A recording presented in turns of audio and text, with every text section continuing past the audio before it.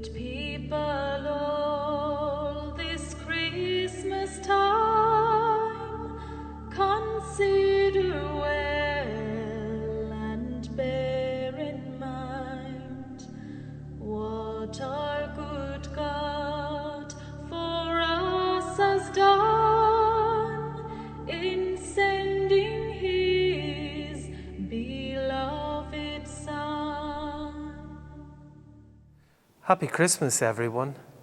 The Christmas crib here in St. Patrick's Cathedral will be the focus of attention for all of us in these Christmas days. People come to reflect on that moment when Jesus Christ, our Saviour, was born for us. We're gathered here reflecting on the Holy Family of Jesus, Mary and Joseph, and on the starkness of that scene at the stable in Bethlehem. We're all encouraged to bring Christ into our homes this Christmas, and also to bring Christ to others by reaching out especially to those in need. Archbishop John and I are joined here today by some members from the Society of St. Vincent de Paul, who have been doing what they can to reach out to the poor, marginalised and less fortunate among us this Christmas time. Bernie, you're the president of the St. Vincent de Paul Society here in Armagh. Can you tell us a little bit about the work that the Society does, especially at this time of the year? Normally this time of year is a busy time for us, but because of the COVID, we're really inundated with requests for help, which we are, fingers crossed,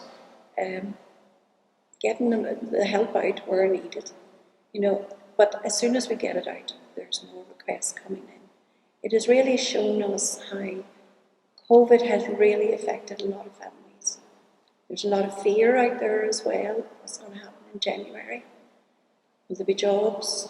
Will they have enough money? There's a lot of people have already lost their jobs, and now they're claiming benefits that are not going to come for at least 6 to 7 weeks, which are leaving them in a terrible state.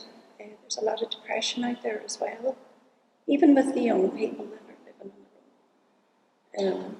We try to do what we can every year with toys, hampers, Christmas dinners. This year, things have slightly changed. We can only give out vouchers so the people can buy their own shopping and what they want, and also vouchers to help them purchase gifts for their children at Christmas. We're also going to distribute a voucher to those that we usually give Christmas dinners to, and then they can go and get their own as well.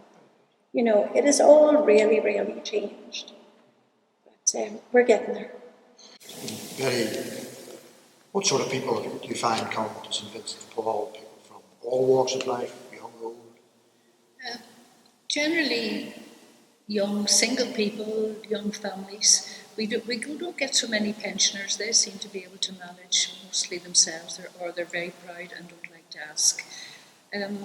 Over the years, I suppose young single men have a great need, and as well as that, young single families too.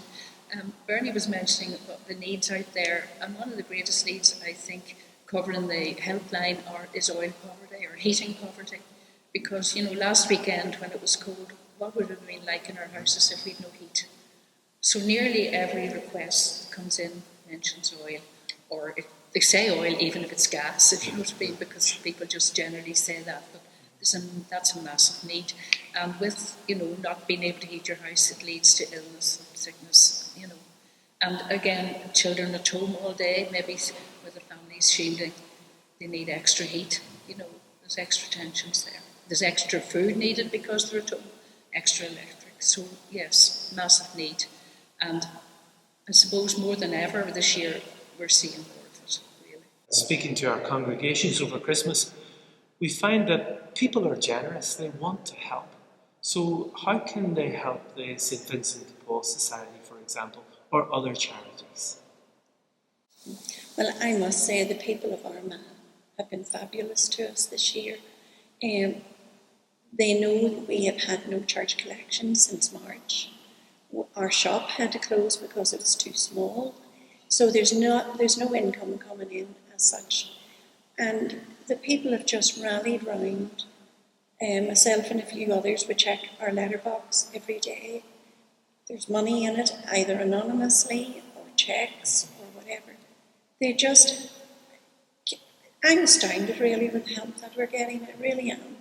And it's very humbling, to be able to do this job and pass it on, Thanks very much for all that you're doing, and Archbishop John and I would certainly encourage as many people as possible to help the charities that they know and love, charities like St. Vincent de Paul Society and others who are doing such important work at this time of the pandemic. So a very happy Christmas to you and to your families also. Happy Christmas. Happy Christmas. Happy Christmas.